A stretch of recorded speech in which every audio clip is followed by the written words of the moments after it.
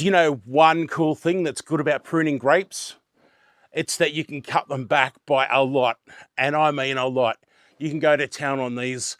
I would say probably 80%, 85, 90% cutting them back. They will just kick into life over spring and summer, get those brand new shoots going, which are going to give you that fruit. Now, I do what's called spur pruning, or what is based on spur pruning, and that's basically where you go along a branch left and a branch right, and you cut above 2 spurs every couple of inches along off growth that comes up. And then what's going to happen is that growth is going to send out new shoots, and grapes are going to grow on the new shoots, not the old wood. So it's really important that you try to encourage new growth and let it go crazy, because that's where your fruit is going to come from. I've got sheets and blankets hanging here because I've got blackberries on the other side, and it's very hard to record this on camera when all the vines are intertangled and you're trying to look at these ones here, but you're looking at the blackberry ones as well. So hopefully these blankets are going to help you be able to see what I'm doing here with these grape canes. So the main shape I'm looking at is a T shape. So you've got your main vine coming from the ground, and that branches out to the right hand side this way, and then off to the left hand side that way. Then, as you can see here, I've got this growth coming up here, up here, up here, out this way, and that continues all the way down that side as best as I can, and then the opposite side as best as I can. So what happens is I cut each one of these above 2 buds, and then what will happen is I'm going to get new growth, and that new growth that comes out will turn into these canes that go up and out and grow the fruit. So this is looking like a bit of a mess, and you're right, it is. But that's because I've had to pull all the canes back so you can see them. Generally, this grows over an archway, and then that way I can walk down the middle and I can pick blackberries from one side and grapes from the other side, because they all ripen around the same time. It's fantastic. Let's get the basics going and remove all these branches that you can see going up over the top. I'm going to cut them back down close to where there's only 2 buds coming from the base. So let's get started and clean this up. And once I clean this up, I'll focus on the buds. So I might leave 3 or 4 buds up, and then when I'm ready to come back and do it in detail, refine that back to 2 buds. What are buds? This is what they are. Just like pruning trees, you look for dead, diseased, and dying branches as well. Any growth that's dodgy, get rid of it. And cut on an angle so water doesn't collect on those cuts and cause disease. So what I'm doing at this stage is I'm going to go across the entire vine and cut everyone down to about 5 inches long. That gives me a view overall of how the vine looks and where I can make my final cuts. So then after I do this to the entire vine, you'll be able to see that there's 5-inch sticks sticking up. They're called the spurs. And what I'll do next is I'll come back and I'll cut each of them down so there's only 2 buds on each of those spurs. I actually did have this tied up close to this wire here, but some of the ties have disappeared or they've just broken over time with the weather.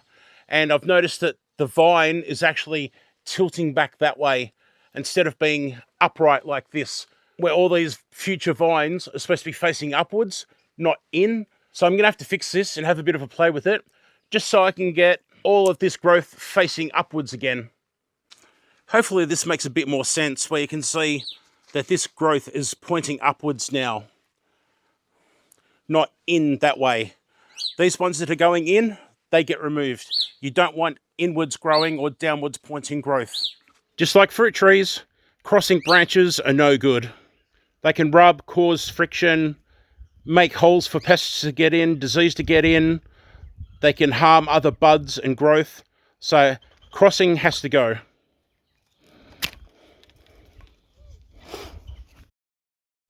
Damage like this, that goes. There's a small bud there, a small bud there, and a small bud on the other side here. So I'm going to keep those and see what happens. There's a small bud here, a small bud here, So I'm going to cut this off just above the bud, that second bud. This is damaged. I'm going to get rid of this because of disease, but try to leave that bud there. Now, I don't like to have my canes rubbing up against wire, so what I will do is I'll come back and I'll use material like this, and I'll tie around the wire and then hang the canes through the material. That way there's less friction from something harsh, comparing that rubbing there to that rubbing there. As far as width goes, I generally try to make these at around 3 meters, and I try to keep these uprights limited from about 12 to 15. That way you're not having too much growth, stressing out the plant. A stressed plant isn't going to give you quality fruit, so you don't want it overperforming with too much fruit. So don't be tempted to try and have this massive grapevine that goes forever, because you want to be able to control the sugars and all the good things that go into the fruit and limit it to just a certain number of opportunities it has on the vine.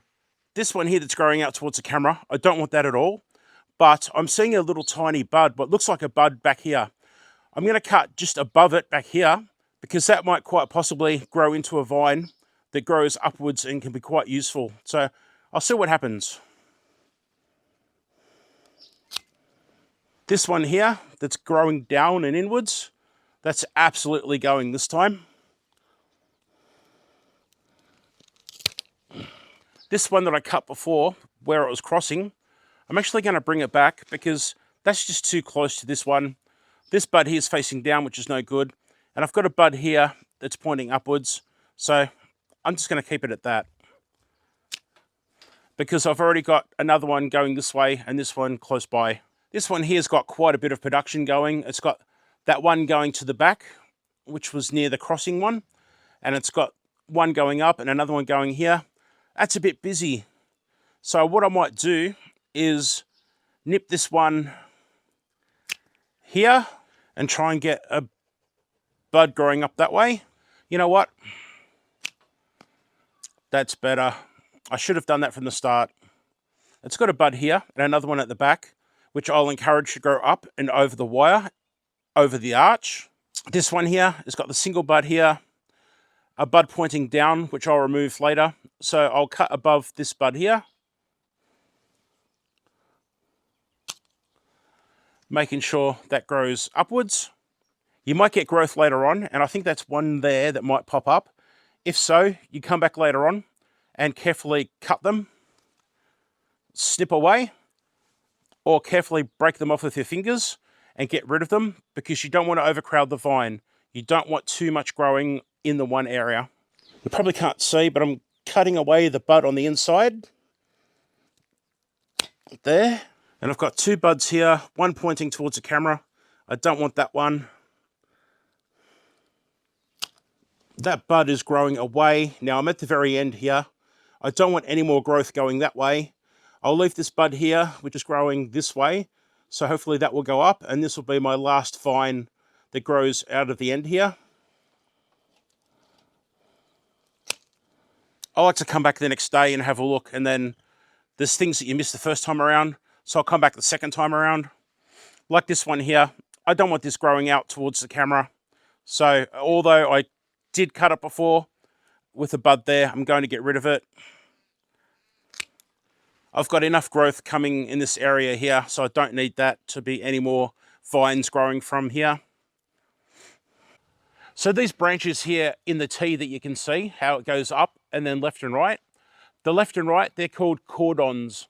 And then what happens is I've got the spurs, these pieces that come up from the cordon, and they're the ones that I cut above the bud, and then the bud is where the new growth comes, the new vine grows, and that will hopefully bear fruit, and then that is your new fruit for the season.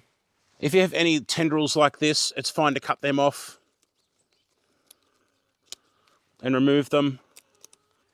So there you have it. That's what I've pretty much done today. That's mostly job done. But what I will do is I'll come back over the next couple of days with a fresh pair of eyes, and I'll look at this, and more than likely, I can't promise, but things like this here with the 2 bits of growth. I'll probably cut back to just the 1. That way it can concentrate on the 1 vine, because seriously, when these vines grow, they really grow, and it's not a problem. So pruning in late winter is the way to go. Try, if you can, to do it where you're not going to be getting any more frosts, because frosts can be pretty harsh on brand new growth. And also, don't go pruning if it's going to pour down rain. You don't want excessive water in all these new fresh cuts that you've made. And don't forget to always wear safety gear, glasses, gloves, as I don't have any gloves on. And always clean your cutters, always. You don't know what diseases you're tracking around from plant to plant. So always make sure you clean these before you start, and then clean again when you move on to the next plant. Thanks very much for being here today and pruning my grapevine with me. I've still got another one to go, but you don't need to see me do that twice. Hopefully I helped you out somehow. If I can think of anything else, I'll add extra information down in the description below. I've got a very popular video on how to plant these grapevines.